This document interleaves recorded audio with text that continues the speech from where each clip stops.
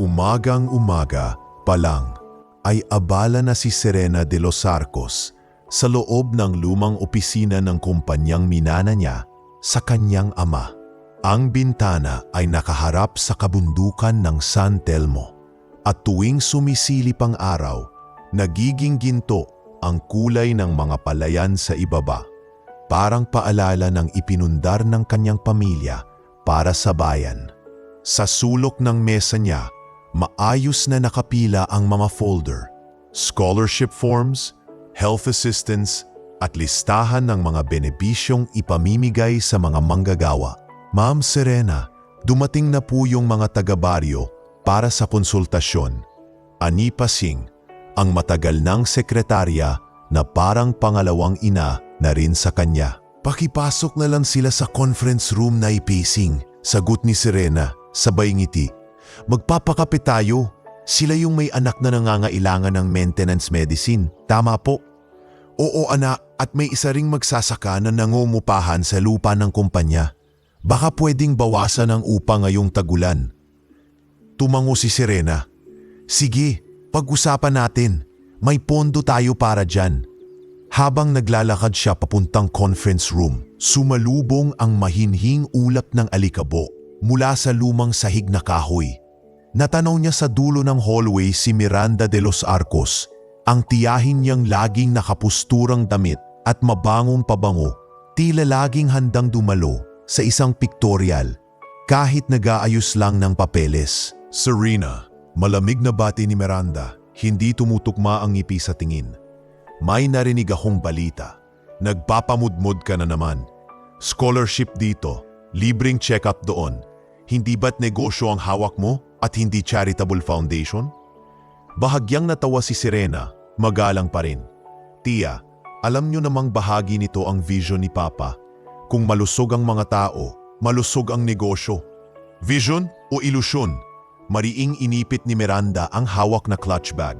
Isipin mo ang shareholders, ang tubo. Hindi lahat ng empleyado ay karapat-dapat sa gantimpala.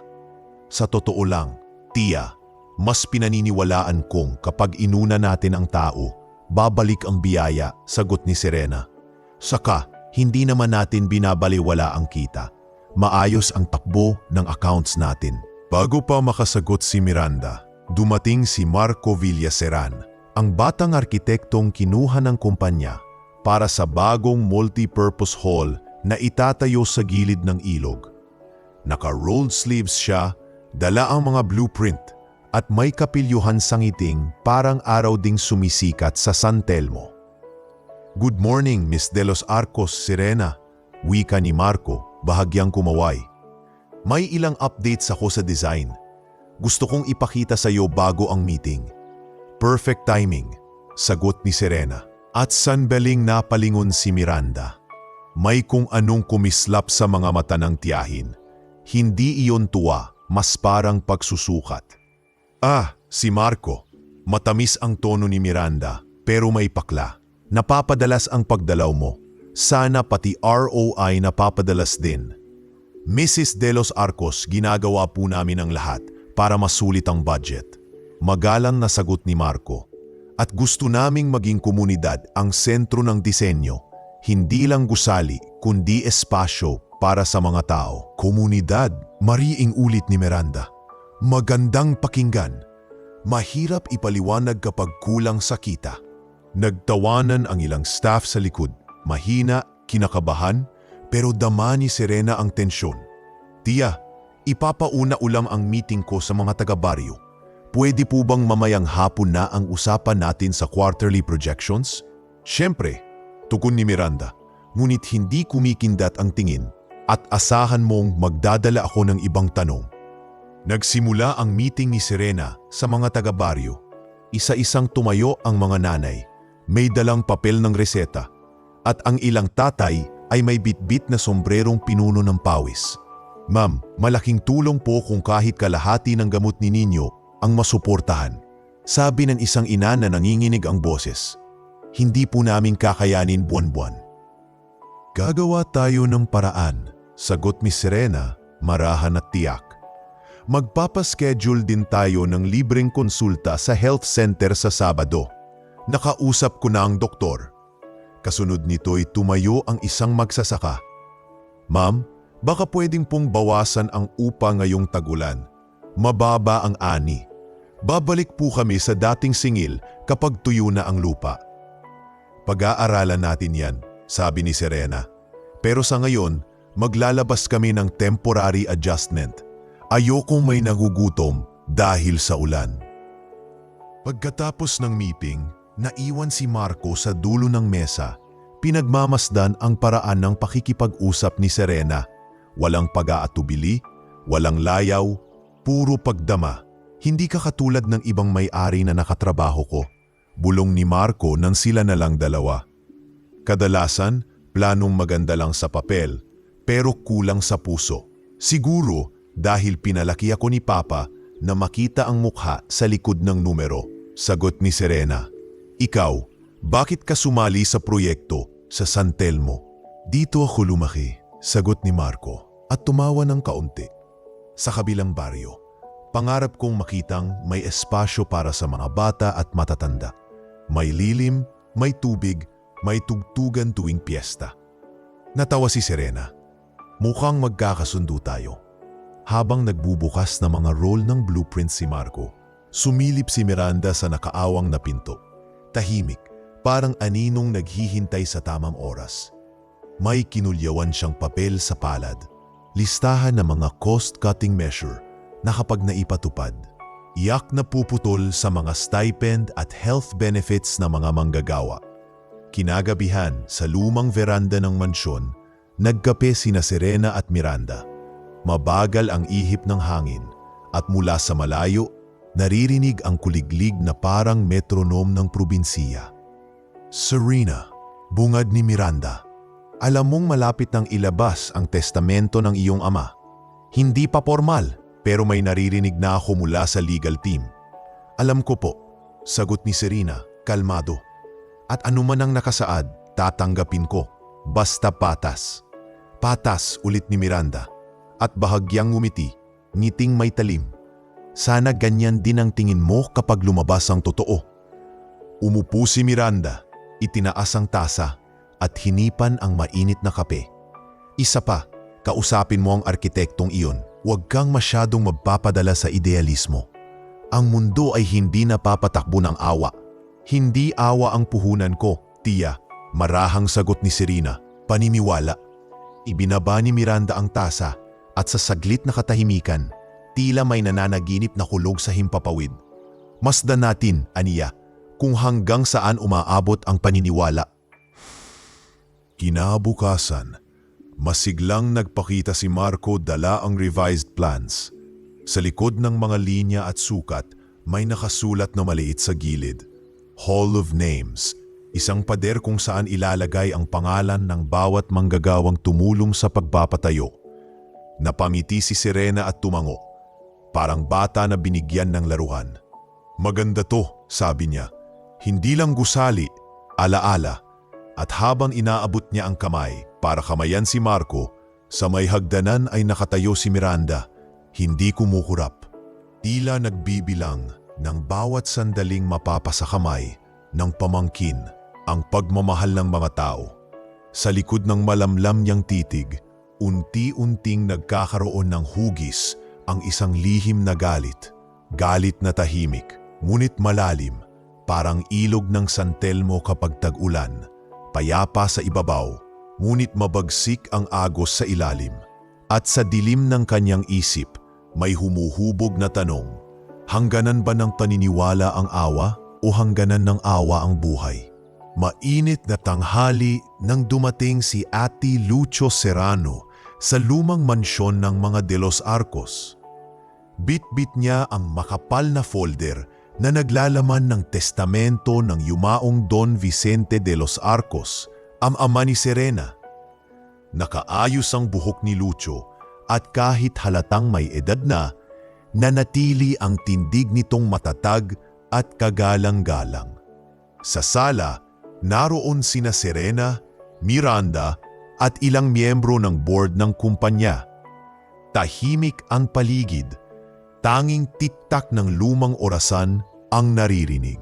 Bago ko basahin ang nilalaman ng testamento, panimula ni Ate Lucio, nais kong ipaalala na ito ay formal na dokumentong ginawa at pinirmahan ni Don Vicente 1 buwan bago siya pumanaw. Walang alinlangan, lahat ng desisyon ay kanya mismo. Tahimik si Serena, mariing nakapingin sa abogado. Si Miranda naman ay bahagyang nakayuko. Nakapulupot ang mga daliri sa hawak na abaniko. Parang pinipigilan ang kaba.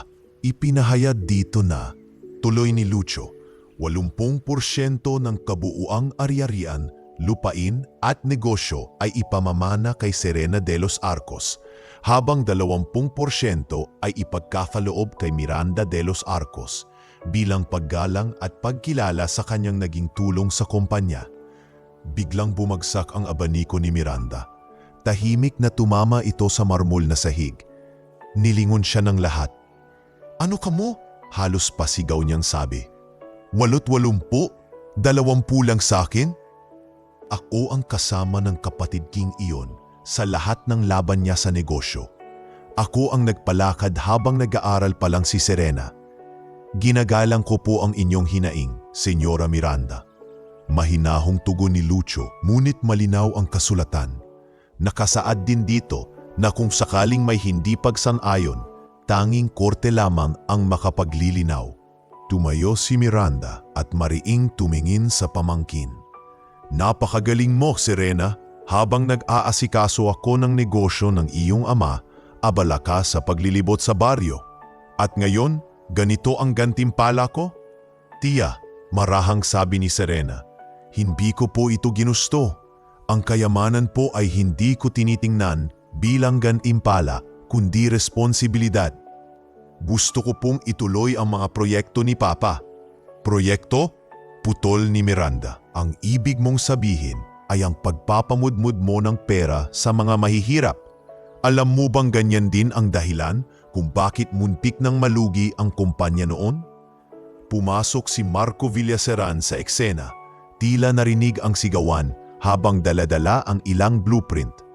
"Ma'am Serena, narinig ko po." Ngunit naputol siya ni Miranda. "Marco," singhal ng matanda, "mabuti at nandito ka. Nakikita mo kung gaano ka responsable ang amo mo. Tingnan mo kung paano niyang winalang halaga ang lahat ng pinaghirapan ng kanyang ama." Hindi nakapagsalita si Marco. Tumitig lamang siya kay Serena na tila gustong sabihing manahimik na lang ako. "Walang dapat pagtalunan," wika ni Lucio. "Ang desisyon ni Don Vicente ay malinaw. Ipapadala ko po sa inyong mga opisina ang kopya ng dokumento." At sabay siyang tumayo. "Magandang araw sa inyong lahat." Pagkaalis ni Lucio, nabalot ng mabigat na katahimikan ang buong sala. Si Miranda ay naglakad papunta sa bintana. Tinitigan ang malawak na lupain na dati niyang pinapangarap pagmayarian. "Hindi ako papayag," bulong niya, halos di marinig. "Hindi ako papayag na ang batang iyan ang magmamay-ari ng lahat ng ito."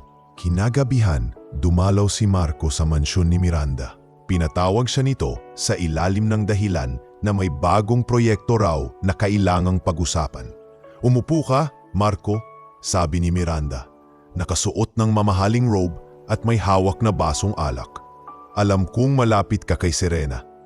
"Magkaibigan kami, senyora," sagot ni Marco, medyo fabado. "At higit pa siguro." Mumiti si Miranda, ngiting may halong tuso. "Higit pa? Maganda. Dahil baka makatulong ka sa akin. Alam mo ba na si Serena ay walang karanasan sa negosyo? Alam mo ring hindi niya alam ang mga komplikasyon ng pamumuno. Hindi ko sigurado kung..." "Makinig ka muna," putol ni Miranda. "May mga dokumentong kailangan niyang pirmahan.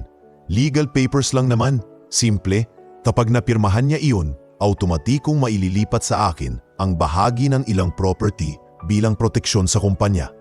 "Pero hindi ba?" "Hindi siya malulugi. Isang pirma lang, Marco. At kung sakali, may premyo ka."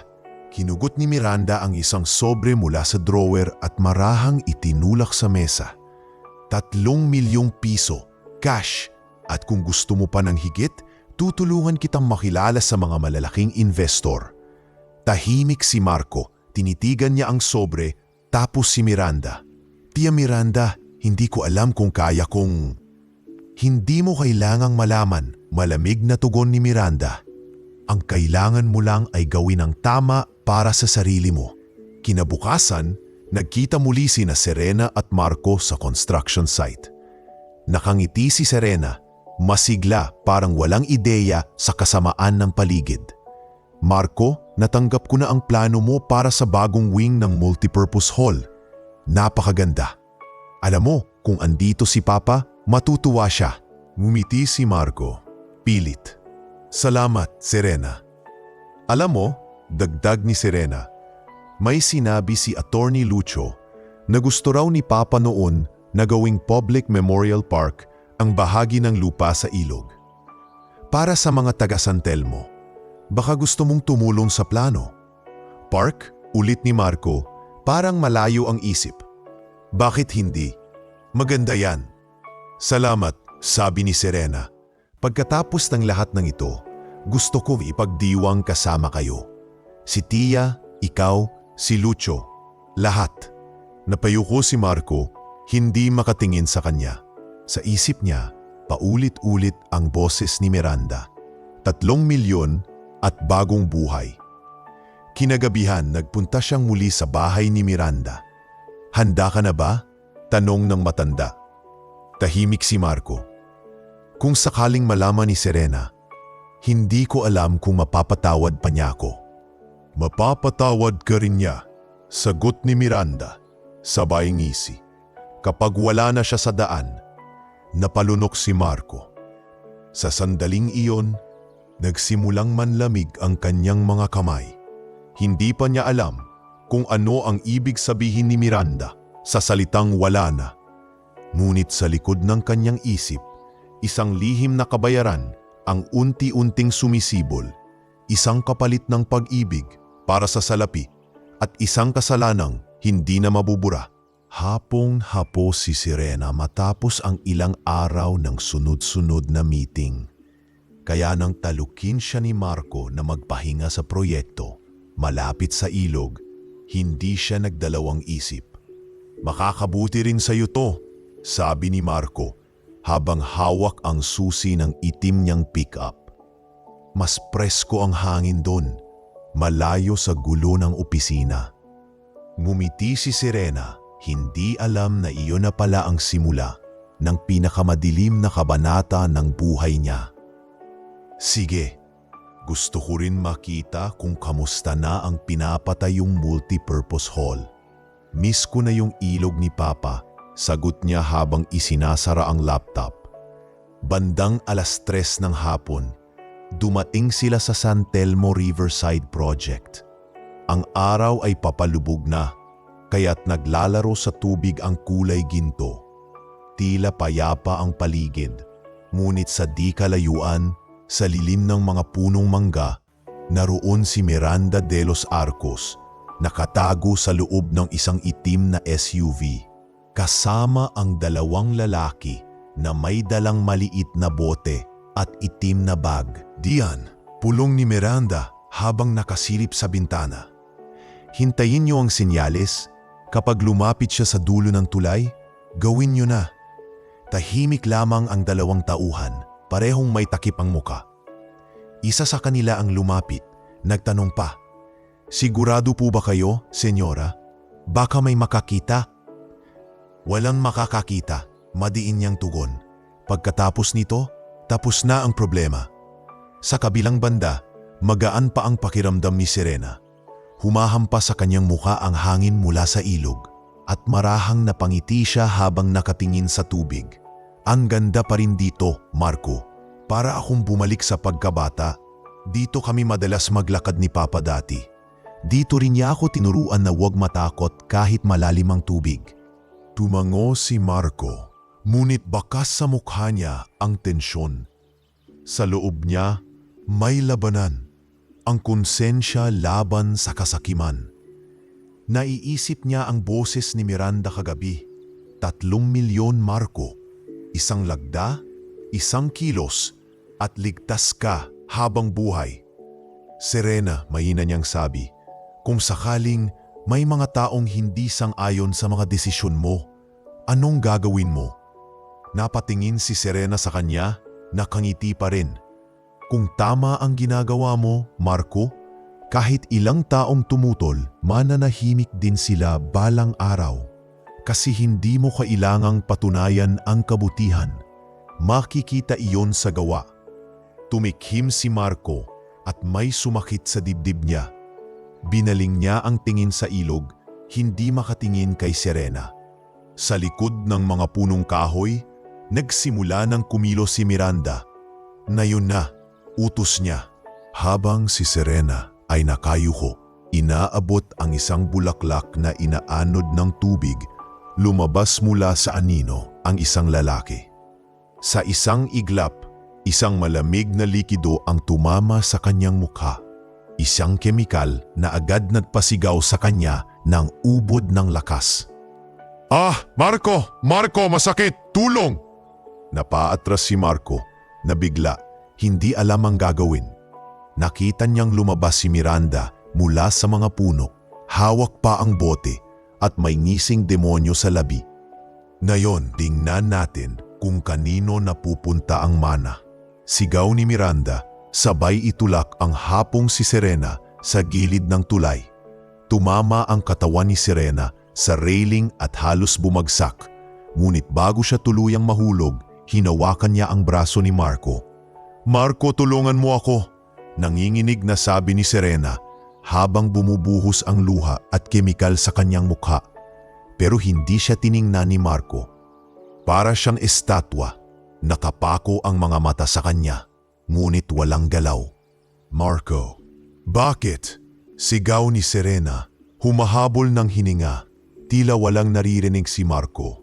Sa loob niya, naglalaban ang takot, pera at damdamin. Ngunit nanaig ang takot. "Patawarin mo ako, Serena," mahina niyang sabi, halos pabulong. At sa isang iglap, itinulak ng isa sa mga tauhan ni Miranda si Serena papunta sa ilog. Tumama siya sa tubig na may malakas na lagaslas at sa isang segundo, lumubog ang kanyang katawan, tinangay ng agos ng San Telmo River. Wala na siya. Wika ni Miranda, marahang nag-ayos ng buhok. "Huwag na tayong magtagal. May mga papeles tayong aayusin." Umalis ang SUV habang bumabalot ang dilim sa paligid. Si Marco ay naiwan sa tulay, nakatulala sa ilog na parang nilalamon ng kadiliman. Sa bawat hampas ng hangin, naririnig niya ang huling sigaw ni Serena. Kinagabihan, umulan ng malakas. Sa opisina, tahimik si Marco habang hawak ang basong alak. Nakaupo siya sa tabi ng bintana at sa bawat patak ng ulan, nakikita niya ang mukha ni Serena. Nakangiti, may sinasabing, "Kung tama ang ginagawa mo, mananahimik din sila balang araw." Tumulo ang luha sa pisngi ni Marco. "Bakit ko to ginawa?" bulong niya. Ngunit huli na. Sa kanyang isipan, malinaw ang imahe ng katawan ni Serena na tinatangay ng agos at ang mga mata nitong puno ng takot. Samantala, sa ilalim ng ilog, sa pagitan ng mga sanga ng puno at batong nakaharang sa agos, may humihinga pa. Si Serena, mahina, halos walang malay, ngunit buhay. Sa kanyang puso, umuukit ang apoy ng sakit at isang pangako, hindi pa ito ang katapusan. Sa malayo ang ulan ay humihinto at ang buwan ay sumilip. Ngunit sa gabi ring iyon, ang kadiliman ay nagsilang ng bagong katauhan. Ang Serena na hindi na kailanman magiging gaya ng dati. Madilim ang gabi nang tuluyang huminto ang agos ng katawan ni Serena sa isang bahagi ng ilog na nababakuran ng mga ugat ng punong kahoy. Marahang tumama ang kanyang katawan sa isang sanga. At kung hindi dahil sa liwanag ng buwan na sumilip sa pagitan ng ulap, marahil ay hindi siya mapapansin ng sinumang tao. Sa katahimikan ng gabi, isang tinig lamang ang narinig, ang hampas ng tubig at ang mahinang pag-ungol ng isang babaeng pilit lumalaban sa kamatayan. "Nanay, May tao sa ilog! Sigaw ng isang binatilyo habang hawak ang maliit na lampara. Si Enzo Daclan, isang 27 taong mangingisda, ay agad tumakbo patungo sa pampang. Tumalon siya sa malamig na tubig, hindi alintana ang lakas ng agos. Nakita niya ang katawan ni Serena na halos lamunin ng ilog at sa isang iglap, iniyakap niya ang mga braso para hilahin ito patungo sa dalampasigan. Diyos ko, bulong niya. Habang sinisikap buhatin ang babae na puno ng sugat at may sunog sa kalahati ng mukha. Nanay, buhay pa siya. Tumakbo si Aling Puring, ang kanyang matandang ina, dala ang kumot at balde ng tubig. Anak, dalhi mo sa kubo. Bilisan mo bago siya lamigin ng tuluyan. Sa maliit na bahay ni Enzo sa gilid ng ilog, inilatag nila si Serena sa banig. Walang malay ito, nanginginig at basang-basa. Maingat na pinunasan ni Aling Puring ang mukha ng babae at napasinghap siya sa nakita. Abay, kawawa naman tong nilalang na to. Parang sinabuyan ng asido ang mukha. Tahimik lang si Enzo habang pinupunasan ang mga sugat sa braso ni Serena. Hindi ko alam kung sino siya, Nay, pero hindi ko rin maiwan. Baka kung anong ginawa sa kanya. Wala kang dapat iwanan, anak, sagot ni Aling Puring. Kung buhay pa siya, ibig sabihin may dahilan kung bakit siya nailigtas. Lumipas ang 3 araw bago tuluyang nagmulat ng mata si Serena. Nagising siya sa amoy ng nilagang luya at sa tunog ng ulan sa bubong. Pagmulat niya, hindi niya agad maalala kung nasaan siya. Nang maramdaman ang kirot sa muka, napahawak siya at doon niya muling naalala ang lahat. Ang ilog, si Miranda, ang apoy ng kemikal, at si Marco. Napasigaw siya ng mahina, Marco, bakit mo ko iniwan? Mabilis na pumasok si Enzo, may dalang tasa ng mainit na sabaw. Kalma lang po, huwag kayong gagalaw muna. Ako si Enzo, ako po ang nakakita sa inyo sa ilog. Ligtas na kayo rito. Tinitigan ni Serena ang lalaki. Maaliwalas ang mukha nito, maamo, ngunit may mga kamay na halatang sanay sa hirap ng buhay. Nasaan ako? Sa bahay po namin, sa Barangay San Rafael. 3 araw na kayong walang malay, sagot ni Enzo. Buti na lang, hindi kayo tinangay pa ng agos. Umasok si Aling Puring, may bitbit na kumot.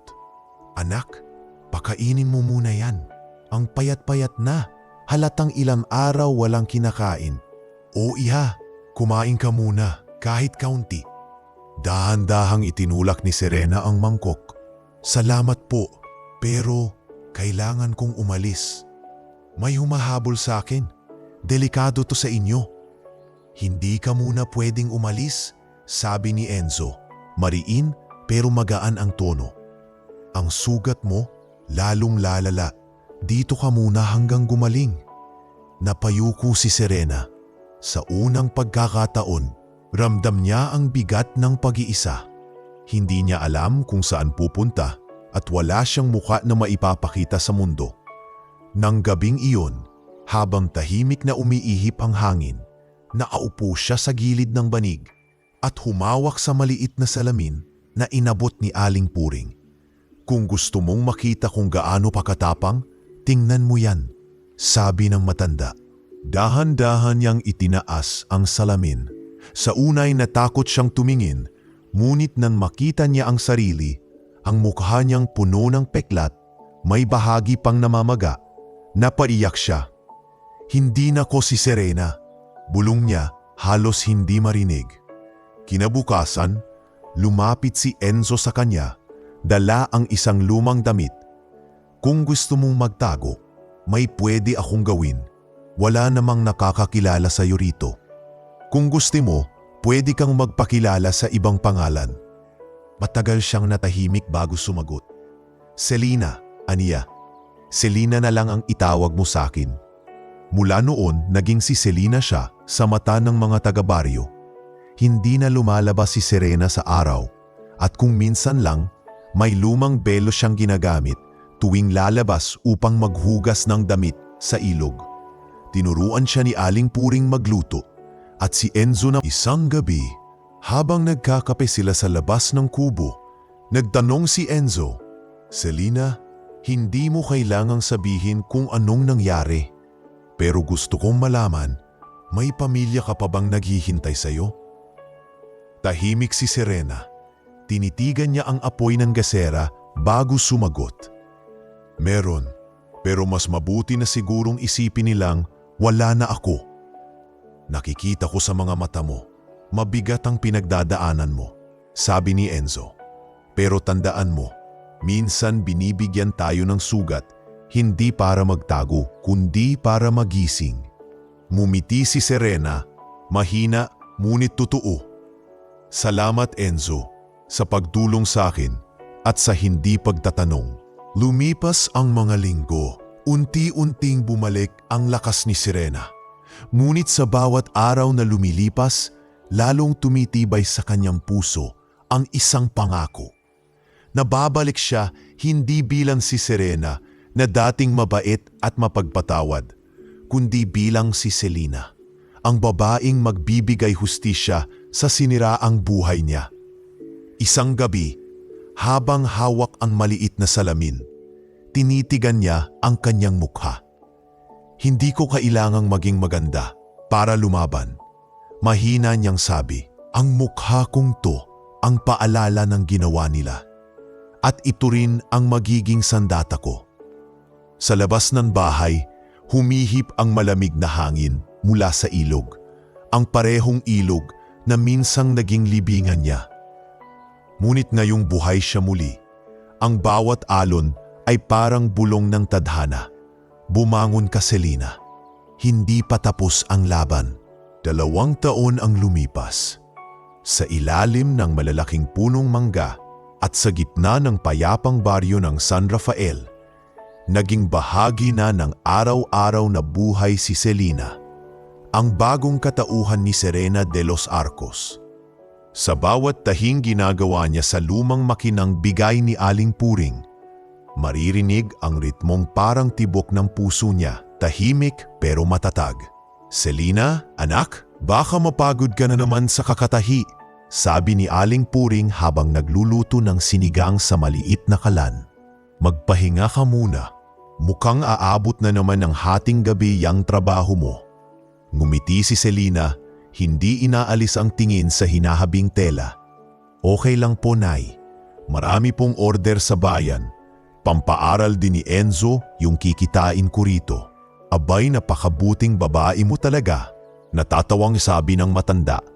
"Kung may anak lang akong tulad mo, hindi ko na siguro intindihin kung tumanda akong mag-isa." Hindi na lang sumagot si Selina. Sa tuwing naririnig niya ang mga salitang iyon, may kirot sa dibdib niya.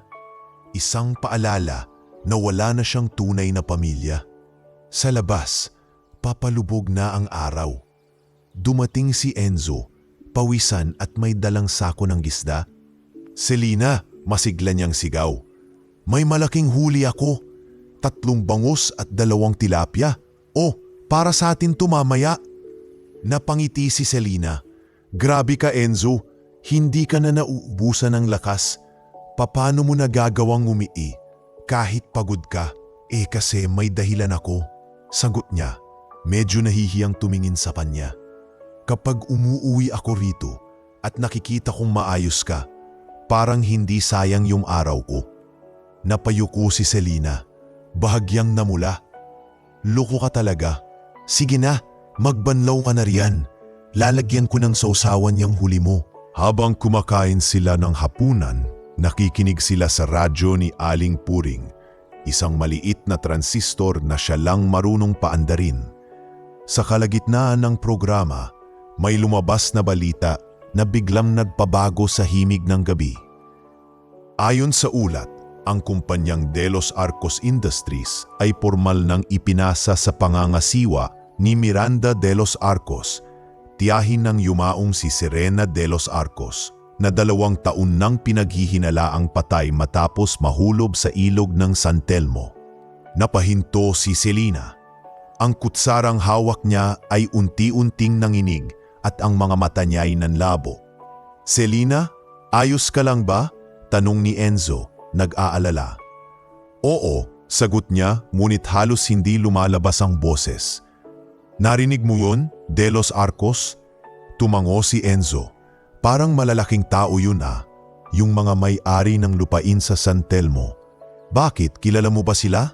Napayuko si Selina. "Hindi, pero parang kilala ko yung pangalan," sagot niya sa pabulong na tinig. Nagpatuloy ang radyo. Matapos ang opisyal na pagpapatibay ng mana, si Miranda de los Arcos ay pinangalanang bagong CEO ng kumpanya kasama ang kanyang manugang na si Marco Villaseran, asawa ng anak ng isang kilalang politiko. Tumigil ang mundo ni Selina.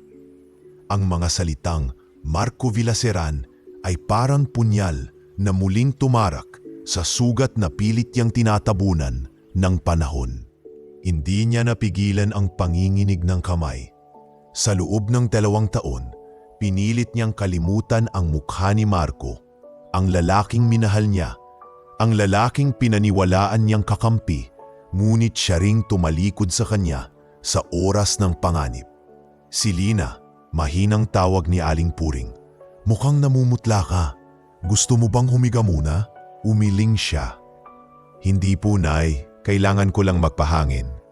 Tumayo siya, dinala ang baso ng tubig sa labas. Ngunit sa halip na uminom, lumuhod siya sa tabi ng puno at pinakawalan ang mga luha na ilang taong kinimkim. "Akala ko tapos na," bulong niya sa hangin. "Akala ko kaya ko nang mabuhay na parang wala na akong nakaraan." Pero hindi pala. Lumapit si Enzo, nag-aalalang tinitigan siya. "Selina, may gusto ka bang sabihin?" Tumingin siya sa kanya at sa unang pagkakataon, may bakas ng galit sa kanyang mga mata. "Enzo, kung may kinuha sa'yo, kung may sinira sa'yo, mananahimik ka ba?" "Nakadepende," sagot ni Enzo.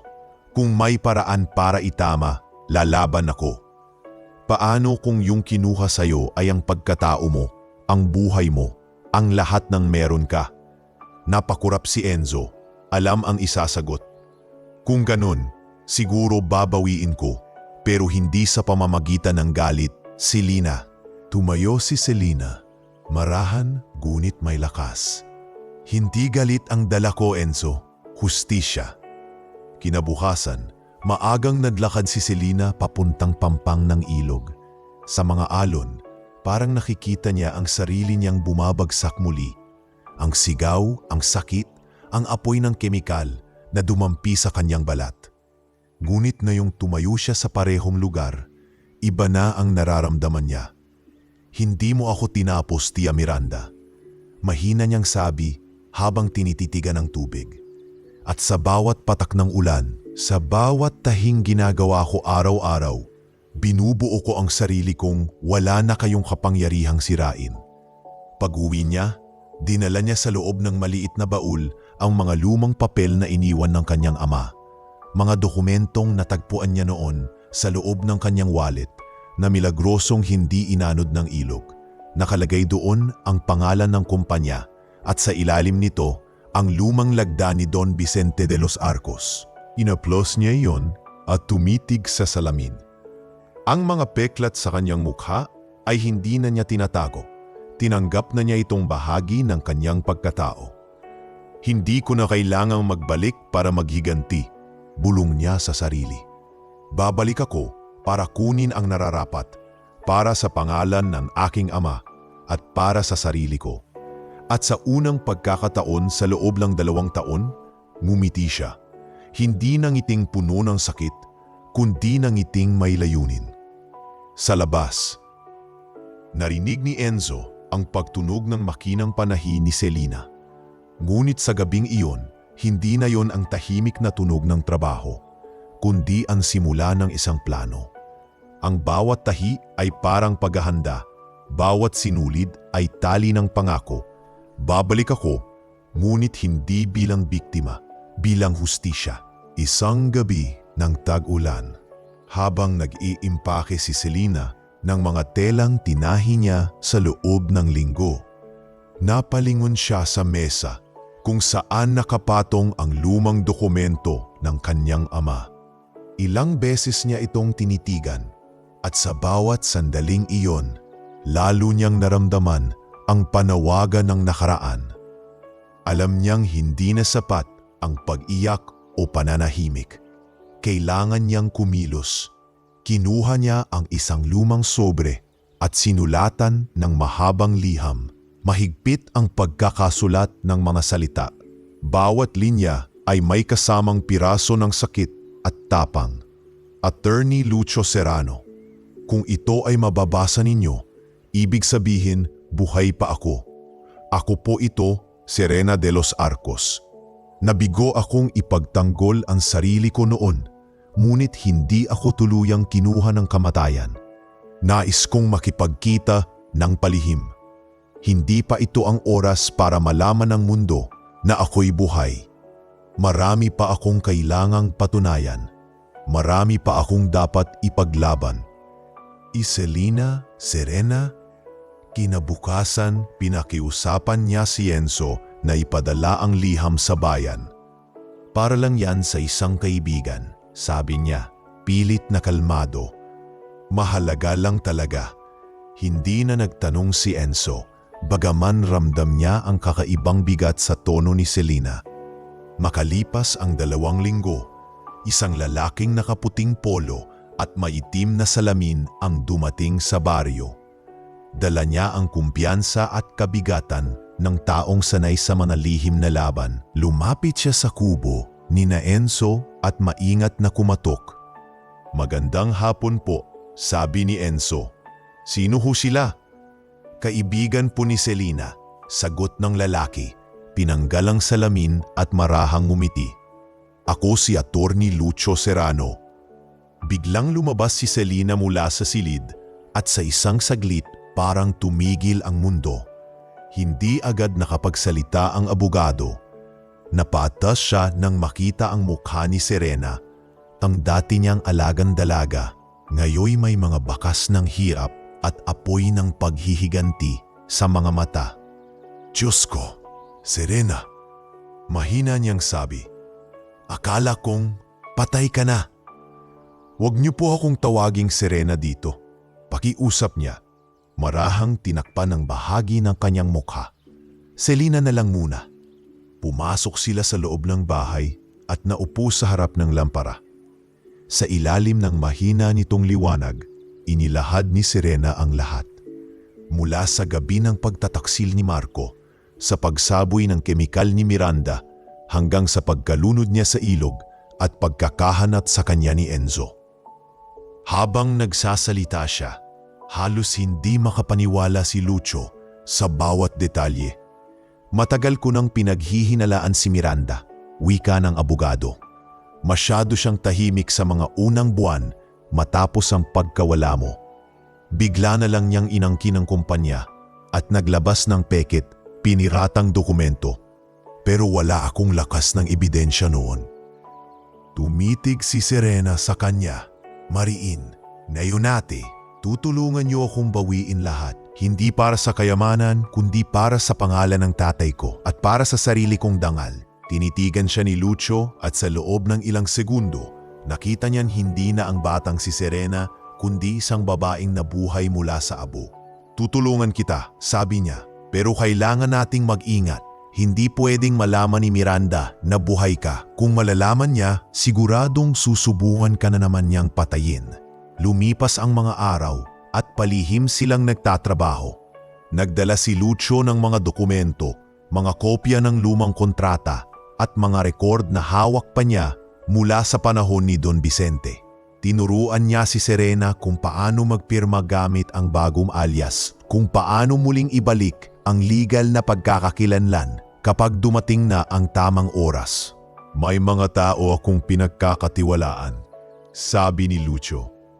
Isang forensic expert at isang doktor na tumutulong sa mga biktima ng karahasan. Maaari nilang ayusin ang ilang bahagi ng iyong mukha. Hindi ito para itago ka, kundi para maibalik mo ang kumpiyansa mo sa sarili. Tahimik si Serena, ngunit sa ilalim ng takot ay may bahagyang pag-asa. Hindi ko kailangan maging maganda ulit, anya. Pero kung makapatulong yon para makabangon ako ng buo, gagawin ko. Ilang linggo ang lumipas at sinamahan siya ni Lucio sa bayan. Sa ilalim ng alias na Selena Ramos, dumaan siya sa serye ng gamutan. Hindi man lubos na naibalik ang dati niyang anyo, nabawasan ang mga bakas ng paso. Ang natirang mga peklat ay tila paalala na lamang ng laban na kanyang pinagdaanan. Isang araw, habang pinupunasan ni Serena ang kanyang mukha sa salamin ng klinika, lumapit si Lucio. Alam mo, Serena, noong una kitang makita sa opisina ng tatay mo, takot na takot ka sa mga papeles. Pero ngayon, ikaw na mismo ang magpapatibay sa mga iyon. Natutuwa akong makita kang muling lumalaban. Ngumiti si Serena, marahan. Hindi na ako yung batang iyon, Ate Lucio. Noong itinapon nila ako sa ilog, inilibing nila si Serena de los Arcos. Pero ang bumangon, si Selena. At hindi na siya natatakot sa kahit sino. Sa sumunod na buwan, nagtipon sila ng mga ebidensya. Muling nakontak ni Lucio ang dating sekretarya ng pamilya na si Teresa Villanueva, na may hawak ng mga orihinal na kontrata ng lupa. Nakita rin nila ang bank records na magpapatunay na nilipat ni Miranda ang malaking bahagi ng kumpanya sa kanyang pangalan gamit ang peket nilagdaang dokumento. May mga saksi rin akong nakahanap, sabi ni Lucio. Isa sa mga dating tauhan ni Miranda ang gustong magsalita. Takot pa siya ngayon, pero kung mapapangakuan natin ng proteksyon, handa siyang tumistigo. Tumayo si Serena, mariing nakatingin sa mapa ng San Telmo na nasa mesa. Sa gitna nito, naka-encircle ang lumang ilog kung saan siya halos mamatay. Maghanda tayo, wika niya. Babalik ako sa San Telmo, pero sa pagkakataong to, hindi na ako babalik para humingi ng awa. Babalik ako para kunin ang totoo. Tinitigan siya ni Lucio na pangiti ng bahagya. Sa totoo lang, Serena, parang naririnig ko sa iyo ang boses ng ama mo. Siguro dahil sa wakas, tugon niya, ginagawa ko na ang dapat kong ginawa noon, ang ipaglaban ang pangalan naming De Los Arcos. At sa gabing iyon, sa ilalim ng liwanag ng lampara, magkasama nilang pinirmahan ni Ator Lucio ang unang formal na dokumento ng pagbabalik. The Reclamation of De Los Arcos Legacy. Mula sa mga abo ng pagkawasak, nagsimulan mabuo ang plano ng muling pagkabuhay. Sa puso ni Serena, hindi na takot ang nananahan, kundi ang apoy ng katarungan na handa ng sumiklab. 5 taon ang lumipas mula nang muling mabuo ni Serena, o mas kilala na ngayon bilang Selena Ramos, ang kanyang pagkatao. Sa tulong ni Attorney Lucio, at ng ilang taong naniniwala pa rin sa pangalan ng mga De Los Arcos, nakapagpatayo siya ng maliit ngunit matatag na negosyo sa Maynila. Isang kumpanya ng tela at disenyo na unti-unting lumago at nakilala rin sa ibang bansa. Sa bawat hakbang ng tagumpay na yon, tahimik niyang pinanghahawakan ang isang misyon, ang pagbabalik sa San Telmo. At nang sumapit ang ika-5 taon, dumating ang araw na matagal niyang hinintay. Habang nakaupo siya sa loob ng itim na sasakyang SUV na tumatakbo papasok ng probinsya, tanaw niya sa bintana ang mga palayan na minsang pag-ari ng kanyang ama. Mga lupa ngayon ay nasa kamay na ni Miranda de los Arcos. Sa tabi niya, nakaupo si Attorney Lucio Serrano. Dala ang mga bagong dokumentong magpapatibay sa kanyang lihim na operasyon. Handa ka na ba, Serena? Mahinahong tanong nito. Ngumiti siya, simple ngunit puno ng determinasyon. Matagal na akong handa, Attorney. Pero hindi na si Serena ang babalik ngayon. Si Selena Ramos, ang banyagang negosyante mula Hong Kong. Hindi ka pa rin nagbabago, biro ni Lucio. Palaban pa rin kahit sa gitna ng panganib. Hindi na ito laban ng takot, sagot niya. Ito na ang laban ng hustisya. Nang makarating sila sa bayan ng San Telmo, tila walang nagbago. Ang mga bata pa rin ang naglalaro sa kalsada at ang hangin ay may halong amoy ng bagong ani. Ngunit sa gitna ng payapang lugar, matatanaw na ang malaking mansyon na dating tahanan ni Serena. Ngayoy kasing yaman ng anyo, ngunit malamig sa loob. Sa labas ng gate, nakapaskil ang karatulang De Los Arcos Estate. By appointment only. Sa loob, abala ang mga hardinero at bantay. Dumating ang isang mamahaling kotse at mula rito bumaba si Miranda, nakasuot ng puting alahas at may kasama pang alalay. Hindi na niya nakilala ang babaeng paparating sakay ng SUV, ang babaeng minsang tinangka niyang burahin sa mundo. "Good afternoon, Señora De Los Arcos," bati ni Serena sa matatag na Ingles. Habang nakasalamin at nakaitim na damit pang negosyo. "I am Selena Ramos, representative of an international real estate group from Hong Kong. I heard that one of your properties near the old riverbank might be available for acquisition." Nadningning ang mga mata ni Miranda. "Oh, you're interested in the San Telmo River area? That's quite valuable." "Yes," tugon ni Serena, bahagyang ngumiti. "Our company wants to develop a new ecotourism site, something that would honor the local heritage. I believe you have a connection to the land, Señora?" Tumawa si Miranda ng mahina. Marahil hindi alam na ang kaharap niya ay ang mismong anak ng lalaking pinatay niya sa inggit at kasakiman. "Ah, yes, that land was once under my brother's company. I inherited it years ago." "Interesting," sabot ni Serena habang tinitingnan ang paligid. "You must have worked hard for it." "Oh yes," pagyayabang ni Miranda. "I did everything to keep the company standing. My niece, poor girl, wasn't strong enough to handle the responsibility." Mabilis na tinago ni Serena ang pagkakabog ng kanyang dibdib. "What happened to her, if I may ask?" "She passed away," sagot ni Miranda, walang alinlangan. "A tragic accident. Fell into the river. Such a shame. But I believe it was meant to happen. Weak people are not meant to lead." Sandaling natahimik si Serena. Ngunit sa ilalim ng ngiting pilit niyang ipininta, kumulo ang galit na ilang taon niyang itinago. "I see," mahina niyang sabi. "Well, may her soul rest in peace." Pagalis niya sa mansyon, hindi niya napigilang mapaluha sa loob ng sasakyan. "Ater ni Lucio," bulong niya. "Mas malala pala siya kaysa sa naaalala ko." "Pero tandaan mo," sagot ng abogado, "hindi mo kailangang gumanti sa paraan nila. Hayaang ang katotohanan mismo ang bumawi sa kanila." Sa sumunod na linggo, sinimulan ni Serena ang kanyang plano. Ginamit niya ang alias na Selena upang dahan-dahang makapasok muli sa mundo ng De Los Arcos Industries. Nakipagkilala siya sa mga dating empleyado, mga manggagawang minsang itinuring niyang pamilya noon. Isa sa mga una niyang nilapitan ay si Mang Rado, dating driver ng kanyang ama. Inabutan niya ito ng sobre sa palengke. "Mang Rado, ako po si Selena Ramos. Narinig ko po na kayo ay dating nagtrabaho sa ilalim ng De Los Arcos. Gusto ko lang malaman, kumusta po ang kumpanya ngayon?"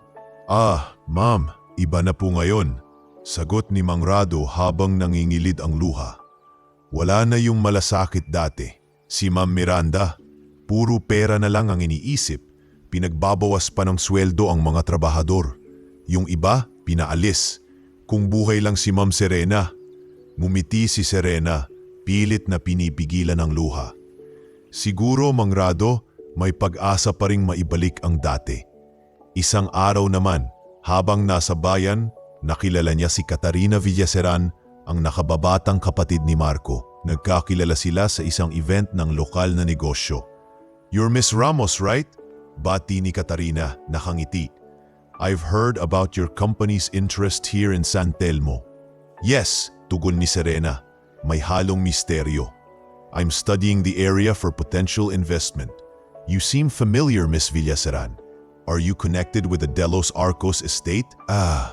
Yes. Tumawa si Katarina. My brother is married to Señora Miranda's daughter. But honestly, bumaba ang boses niya. I never liked that side of the family. There's something dark about them. Tinitigan ni Serena ang babae. Sa likod ng inosente nitong mukha, nakita niya ang isang posibleng kakampi. Maybe you and I should talk again soon, sabi niya, sabay abot ng business card. You might help me understand this town better. Pag-uwi niya sa kanyang tinutuluyang villa, lumapit si Attorney Lucho na may dala ng balita. May dalawang dating accountant ng Delos Arcos na gustong magbigay ng pahayag. May hawak silang kopya ng mga resibo't pirma ni Miranda. Tumayo si Serena, mahigpit ang hawak sa baso ng alak. Ito na ang simula, Attorney Lujo. Sabi niya, babalikan ko sila isa-isa. Pero sa pagkataong ito, hindi na nila ako mabubura. Sa labas, bumuhos ang ulan. Parang paalala ng ilog na minsan ay muntik na niyang maging libingan. Ngunit sa gabing iyon, habang pinagmamasdan ni Serena ang patak ng ulan sa salamin, alam niyang malapit na siyang muling lumubog sa nakaraan. Ang pagkakaiba lang, ngayon siya na ang may hawak ng agos. Ang gabi ng engrandeng anibersaryo ng Delos Arcos Industries ay puno ng ilaw, musika at mamahaling halakhakan. Sa loob ng malawak na hotel ballroom sa Maynila, nakapalibot ang mga prominenteng negosyante, politiko at tagapamahayag. Ang mga kamera ay nagliliwanag at sa gitna ng entablado, nakaupo si Miranda de los Arcos, nakasuot ng gintong bestida, nakataas ang baba, parang reyna sa sariling palasyo. Sa tabi niya, si Marco Villaseran, ngayon ay may edad na. Ngunit bakas sa mukha ang pagod at kawalang katiyakan. Sa kabilang banda, naroon si Katarina, tahimik, ngunit palihim na nakatingin sa ina ng kanyang pamangkin, na parang may mabigat na lihim na dala. Ladies and gentlemen, sigaw ng host. Ngayong gabi ay ipinagdiriwang natin ang 50 taon ng Delos Arcos Industries. At syempre ating palakpakan ang babaeng nagpanatiling buhay at matagumpay ang kumpanya, ang ating pinakamamahal na CEO, Señora Miranda de los Arcos. Umalingaw-ngaw ang palakpakan. Tumayo si Miranda, mumiti at kumaway sa mga tao. Maraming salamat, sabi niya sa mikropono. At sa loob ng mga taong nagdaan, pinatunayan kong ang Delos Arcos ay hindi basta-bastang pangalan. Ito ay simbolo ng dedikasyon, sakripisyo at pamumuno. Ngunit sa di kalayuan, sa may pinto ng bulwagan, dalawang figura ang tahimik na pumasok. Si Attorney Luco Serrano, nakaitim na suit, at ang babaeng nakasunod sa kanya, isang may tindig at karismang hindi kilala ng karamihan, ngunit may kakaibang presensya. Nakaputi ito at sa bawat hakbang niya, tila lumalabo ang ingay sa paligid. Magandang gabi, sabi ni Luco nang makalapit sa mga tagapamahala ng event. Humihingi ako ng ilang minuto sa programa. May mahalagang anunsyo na kailangan ninyong marinig. Nagtaka ang mga staff. Pasensya na po sir, pero may script. Tinapik ni Lucho ang ID niya. Ako si Attorney Lucho Serrano, dating legal counsel ni Don Vicente de los Arcos. At ang dala ko ay isang dokumentong magbabago ng lahat.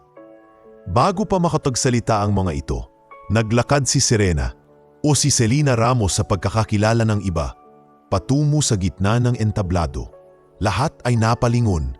Ang musika ay biglang tumigil. Who's that woman? Bulong ng isa sa mga bisita. Hindi pa nakakasagot ang host nang magsalita si Lucho. Hawak ang mikropono. Mga ginang at ginoo, ako po si Attorney Lucho Serrano at narito ako hindi bilang panauhin, kundi bilang saksi sa katotohanan. Lumingon siya kay Miranda. na ngayon ay napakunot ang noo. Senyora Miranda, sabi ni Lucio, matagal na kayong nagtatago sa likod ng pangalan ng inyong kapatid. Ngunit ngayong gabi, ibinabalik ko sa tunay na may-ari ang lahat ng ito. Anong kalokohan ito?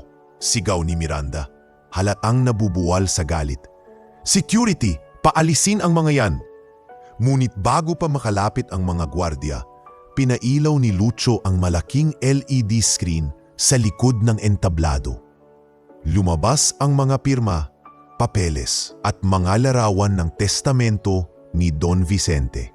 Narito ang tunay na testamento na pinirmahan ni Don Vicente na nagpapatunay na ang 11% ng kumpanya ay pag-aari ng kanyang anak na si Serena de los Arcos.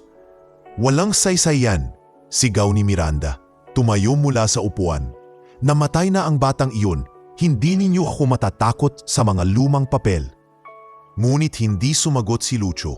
Sa halip, nagtaas siya ng kamay at muling nagbago ang video sa screen. Ang larawan ng ilog ng San Telmo ay lumitaw at kasunod nito ay ang CCTV footage mula sa nakatagong kamera ng lumang proyekto. Mababa ang kalidad, ngunit malinaw. Makikita si Serena, si Marco at si Miranda sa tulay. Makikita ang pagbuhos ng likido sa mukha ni Serena at ang pagtulak sa kanya papunta sa ilog. Hindi, sigaw ni Miranda, halos matumba. Hindi totoo yan, ginawa mo to, Lucio. Ngunit huli na. Umalingangaw ang bulungan at sigawan sa buong bulwagan. Diyos ko, siya mismo ang nagtulak, bulong ng isa. At si Marco, nandoon. Napatitig si Marco sa screen, nangangatog. Ang kulay sa kanyang mukha ay nawala at sa loob ng ilang segundo, napaupo siya, hawak ang ulo. Hindi ko sinadya, hindi ko alam na aabot sa ganito. Lumapit si Serena sa gitna, tinanggal ang salamin sa mata. Nang makita siya ng lahat, natahimik ang buong lugar. Ang babaeng akala nilang patay ay nasa harap nila ngayon. Buhay, matatag at may mga matang puno ng katotohanan. Magandang gabi sa inyong lahat. Mahinahon niyang sabi, ako si Serena de los Arcos, ang anak ng tunay na may-ari ng kumpanyang ito. At sa gabing ito, hindi ako narito para manisi. Narito ako para ipakita kung paano lumalaban ang totoo. Nanginginig si Miranda, halos hindi makapagsalita. Imposible, patay ka na! Hindi mo ako natapos, tiya. Tugon ni Serena, matatag. Binigay sa akin ng Diyos ang pangalawang buhay para tapusin ang kasinungalingan mo. Lumapit si Katarina, umiiyak. Serena, patawarin mo ako. Alam kong may mali, pero natakot ako sa kanila. Natakot akong magsalita. Ngumiti si Serena at hinawakan ang kamay ng babae. Hindi mo kailangang humingi ng tawad, Katarina. Ang mahalaga, nagsimula ka nang makita ang tama. Sa puntong iyon, pumasok ang mga pulis, hawak ang arrest warrant. Senyora Miranda de los Arcos, sabi ng opisyal, inaaresto ka sa kasong attempted murder, falsification of documents, at corporate fraud. May karapatan kang manahimik. Hindi niyo ako pwedeng arestuhin. Ako ang may-ari rito. Sigaw ni Miranda habang hinihila ng mga pulis. Walang makakakuha sa akin ng De Los Arcos. Wala na pong De Los Arcos sa inyo. Malamig na sagot ni Lucio. Binawi na ng katotohanan. Si Marco naman ay lumuhod. Umiiyak habang nilalapitan ng mga otoridad. Serena, patawarin mo ako, bulong niya. Sinulsulan lang ako ni Miranda. Natakot ako noon, duwag ako. Tinitigan siya ni Serena. Hindi kita fayang ibalik sa nakaraan, Marco. Mainahon niyang sagot. Pero sa harap ng batas, kailangan mong managot. At habang dinadala ng mga pulis si Miranda at si Marco palabas ng bulwagan, tumayo si Serena sa entablado, tinitingnan ang mga tao. Sa unang pagkakataon, naramdaman niyang muli ang respeto at paghanga na minsang nawala sa kanyang pangalan. Ang kayamanan, sabi niya sa mikropono, ay hindi nasusukat sa dami ng lupa o sa laki ng bahay. Nasusukat ito sa katotohanan at sa dangal. Kaya ngayong gabi, ibinabalik ko ang De Los Arcos Industries sa layunin nitong itinaguyod ng aking ama. Para sa mamatao, hindi laban sa kanila. Umalingaw-ngaw ang palakpakan. Si Atty. Lucio ay nakangiti, tahimik na napatingala, parang naririnig ang tinig ni Don Vicente sa hangin.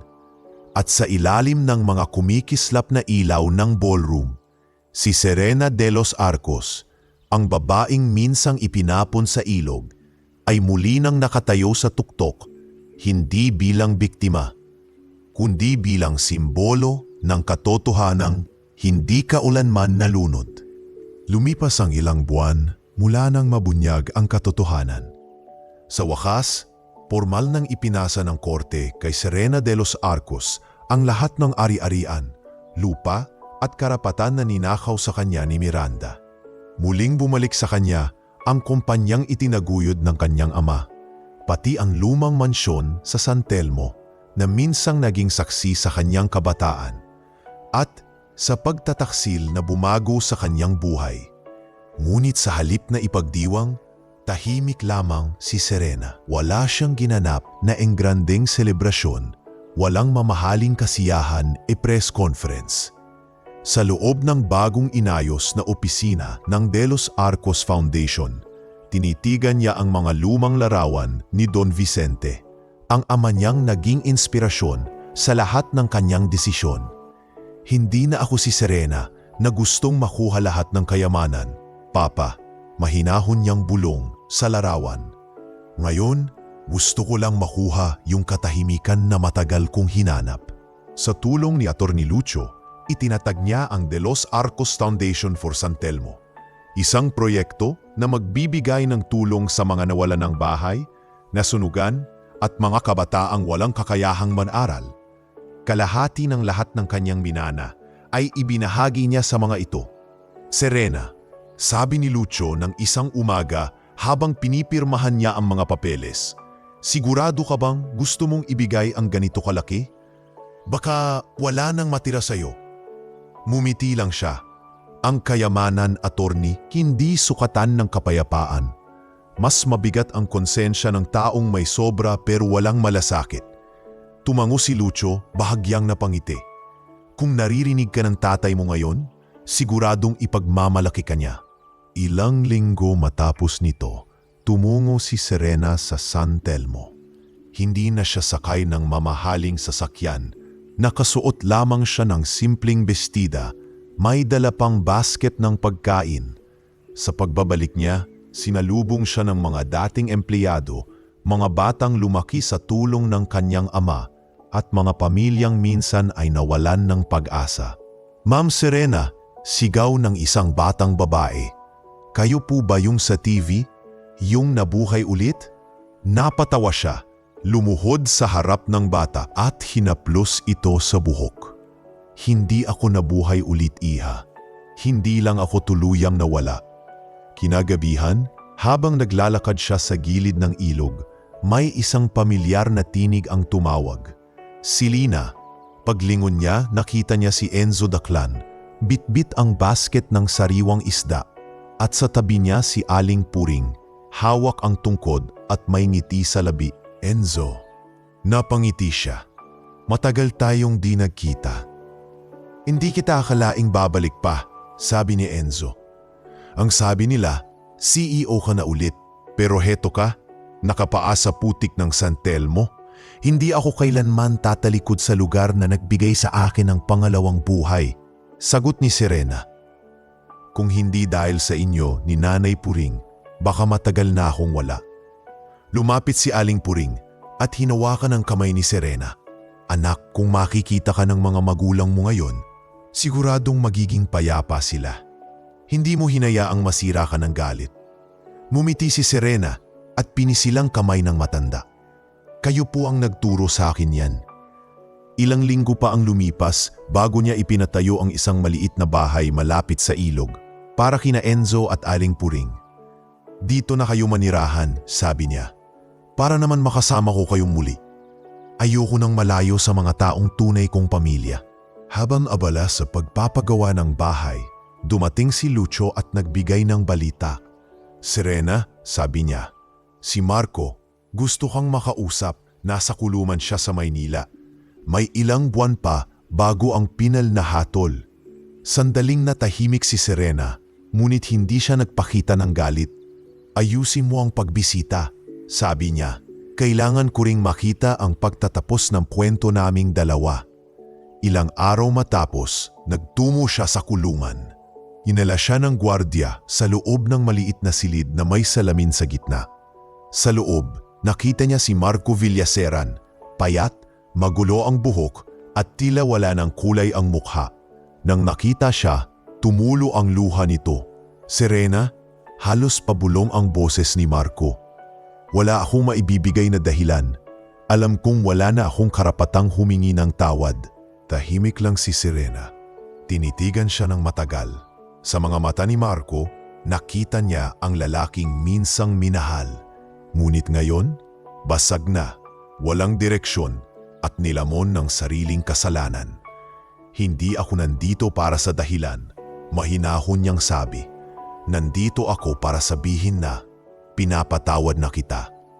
Napatingin si Marco, halos hindi makapaniwala. Bakit? Sa lahat ng ginawa ko. Dahil kung hindi kita patatawarin, ako rin ang hindi lalaya. Putol ni Serena. At kung may natutunan ako sa lahat ng ito, iyon ay ang katotohanang ang hustisya ay hindi natatapos sa paghihiganti. Minsan, nagsisimula ito sa kapatawaran. Tumango si Marco, umiiyak, habang si Serena ay marahang tumalikod. Sa bawat hakbang niya palabas ng kulungan, pakiramdam niya ay unti-unting nabubura ang mga tanikala ng nakaraan. Pag-uwi niya sa San Telmo, tumigil siya sa gilid ng ilog kung saan siya itinapon noon. Ang tubig ay kalmado, malinaw at may sinag ng araw na dumadaloy dito. Tinanggal niya ang sapatos at lumakad sa mababaw na bahagi ng tubig. Hinahayaan ang malamig na agos na dumampi sa kanyang mga paa. Dito ako muntik matapos, mahina niyang sabi, pero dito rin ako muling nagsimula. Dalarang hangin, tila narinig niya ang tinig ng kanyang ama. Ipinaglaban mo ang tama, anak. Hindi ang kayamanan, kundi ang dangal. Ngumiti si Serena, nakatingala sa langit, habang tinatangay ng ilog ang mga dahong naglalakbay. Sa kanyang mga mata, hindi na takot o sakit ang namamalas, kundi liwanag. Liwanag ng bagong simula. At sa araw na iyon, tuluyang natapos ang kwento ni Serena de los Arcos. Hindi bilang babaeng biktima ng kasakiman, kundi bilang babaeng bumangon, lumaban at natutong magpatawad. Ang ilog na minsang naging kanyang libingan ay ngayon ay naging simbolo ng kanyang muling pagkabuhay. Kung natapos niyo ang pakikinig sa kwentong ito, isang malaking pasasalamat mula sa amin. Naway nagbigay inspirasyon sa inyo ang kwento ni Serena de los Arcos. Isang paalala na gaano man kalalim ang ilog ng ating pinagdaanan, laging may pag-asang makabangon at makahanap ng liwanag. Kung nagustuhan nyo ang istoryang ito, huwag kalimutang mag-like, mag-comment at mag-subscribe para sa mas marami pang makabuluhang kwento na magpapaantig sa inyong puso. Ibahagi nyo rin ito sa iba upang sila man ay maalala na ang tunay na kayamanan ay hindi ginto, kundi ang kapatawaran at kabutihang loob. Maraming salamat sa inyong pakikinig at hanggang sa susunod na alon ng istorya.